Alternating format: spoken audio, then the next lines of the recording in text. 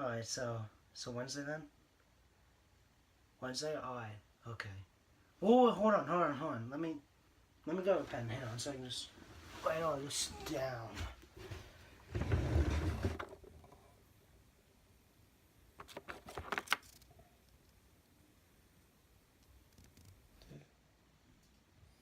Hey, I'm gonna have to call you back.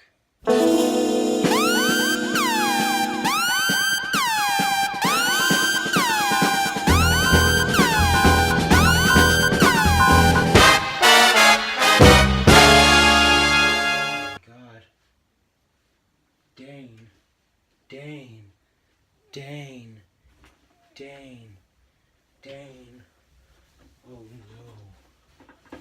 Oh no.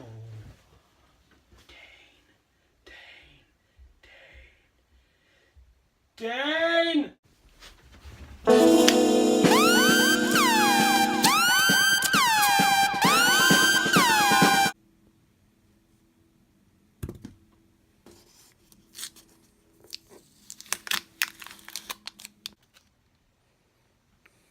Spoiler alert, but this is the last shot of the movie.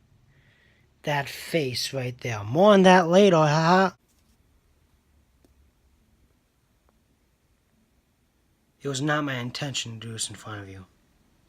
For that, I'm sorry. But you can take my word for it.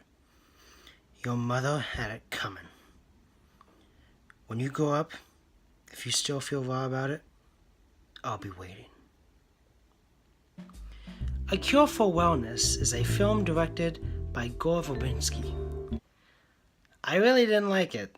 First, guys, let's talk about the positives. The cinematography is very good, and Jason Isaacs is good as the Doctor. Now let's talk negatives. A Cure for Wellness is 2 hours and 26 minutes long. The movie is so boring and slow that you feel every second of it. The fact of the matter is that this simply should have been a shorter movie. It's not like I hate longer movies. I mean, some of the best movies I've ever seen are over 3 hours long. Schindler's List, Seven Samurai, The Wolf of Wall Street, and I think this was going to be pretty clear based off that beginning, Kill Bill. It's glorious.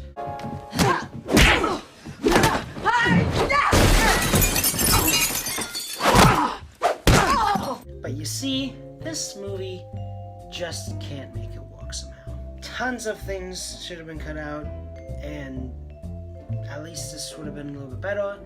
And also, it should have just been less boring and just less dull. This movie is supposed to be original, I guess. It really isn't. A lot of its thing is like, oh, we're weird, we're different, we're doing something new. And yet, a lot of this movie is Shutter Island. And I also got a few Clockwork Orange or The Shining vibes. This movie isn't nearly as good as any of those. And not to say that having influences and maybe even taking things from other movies is a bad thing. You could argue that Edge of Tomorrow and Source Code both just completely steal the concept of Groundhog Day. You could say that La La Land had just a ton of just like visual cues taken from tons of different musicals from, the 60s and 50s and whatnot. But at least those movies are well made. And unlike A Cure for Wellness, they don't just have this pretentious feeling to them about trying to be new and original. I mean, La La Land, part of the whole point was the nostalgia, and looking back and paying tribute to those old movies. I'm sorry, but I found this movie extremely predictable. I actually had the whole twist figured out in the first 20 minutes, right when Dane DeHaan's character goes to the hospital. I know, I think recently with movies like this and Guardians of the Galaxy 1 and 2, I've been saying how predictable it is, but both of these movies, especially this one, are incredibly predictable. I mean, I could say what this twist was, but mean, it won't be necessary, because if you watch this movie, you'll just figure it out in the first few minutes. Because it's very obvious. They give you just a ton of exposition, and you're like, okay. You just sort of piece it together immediately. I said that cinematography was good, and really just the whole movie looks pretty good overall. But some of the visuals are just atrocious. A few examples. Someone in the movie tears off his whole face, and it looks horrible. A character's teeth fall out, and essentially the fake teeth that the makeup or costume team or whatever put in look extremely fake. And this next one seems to be really well known, probably by Ralph the Movie Maker's review. But a deer crashes into a car, and oh god, that also looks terrible. Now here's just one of my two main issues with this movie. Dane DeHaan. Here's the thing, right? Other than this film, I've seen Dane in about 2-ish other movies. Chronicle and The Amazing Spider-Man 2. He was pretty good in Chronicle. Chronicle was a solid movie. Wouldn't have worked without the whole found footage thing, but it was solid. He played the bad guy pretty well in it. And then in Spider-Man, he sucked. Well, he sucks again in this movie. And the thing is, you'd think, since he's the lead, he'd be a little bit more charismatic. He's not. He always just has the same expressions on his face and just the same tone of voice. And while this may be due to the writing or something, or directing, Dane DeHaan just comes off as a really mean guy in this movie. And just, he's completely unlikable. And the thing is, guys, okay, here's a kicker. If Gore Verbinski wanted to make the main character of this movie a bad person, that's fine. There have been many great movies where the main character has just been an asshole. But it's the performances that make you like him. We all love Patrick Bateman because Christian Bale was oozing charisma in American Psycho. We love Kevin Spacey in American Beauty because he also had tons of charisma. Travis from Taxi Driver was also batshit crazy by the end of his movie.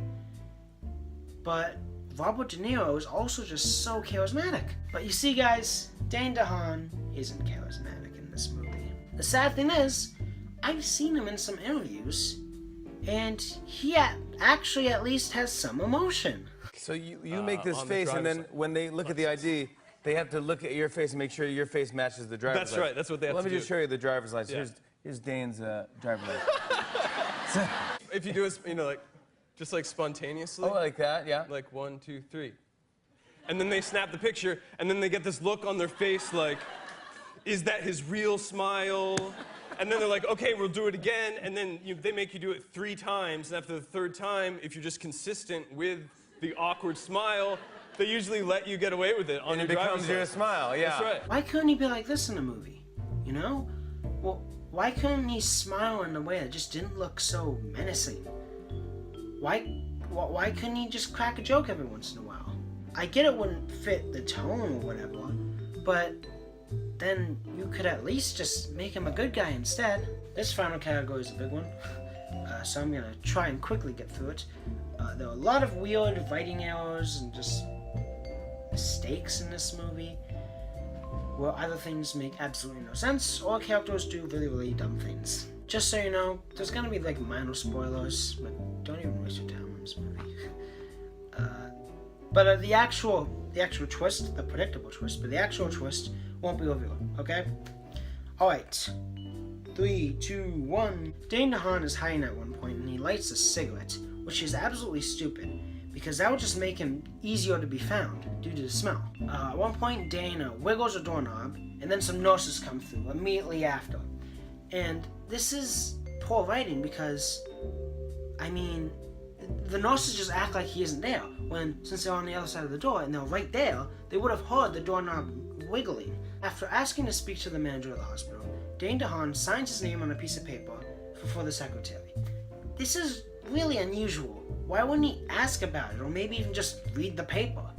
And that comes into play later, so it just happens to be his plot. Dane DeHaan just escapes the facility after getting his teeth drilled.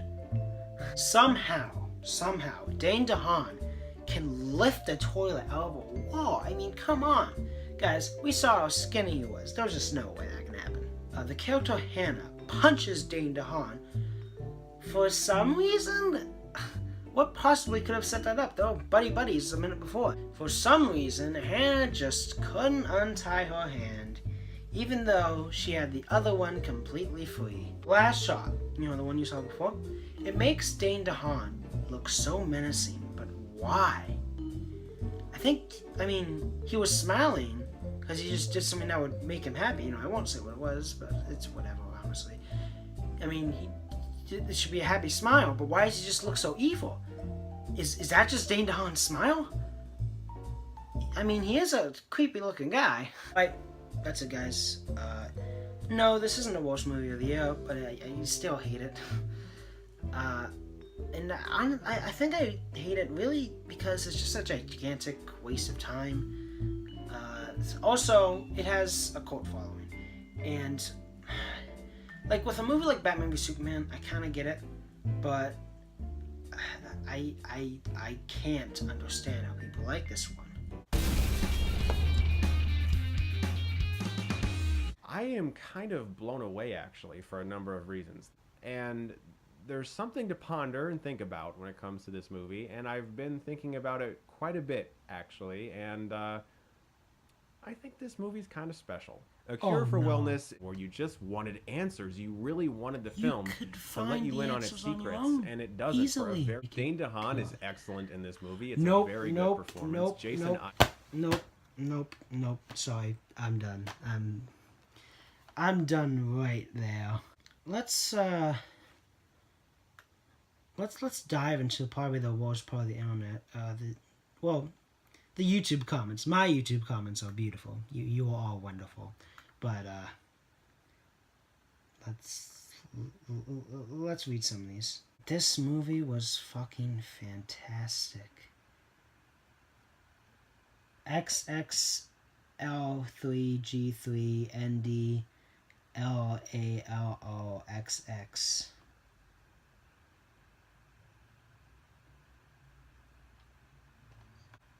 Aaron D. Rose says Lisa Ann Cum Shot compilation number 30 Fat Splat edition.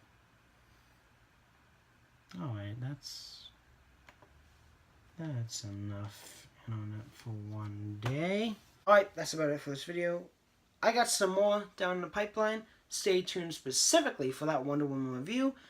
It would have been uploaded by now, but I just had to reshoot it because I just needed to change a few things. I just didn't feel comfortable saying the things, you know, because my opinions change sometimes, you know, and I feel like I had to elaborate more on things and, like, you know, change a few things up. I feel like at some points I was too brutal, some points I was too nice, so I just needed to fix it up.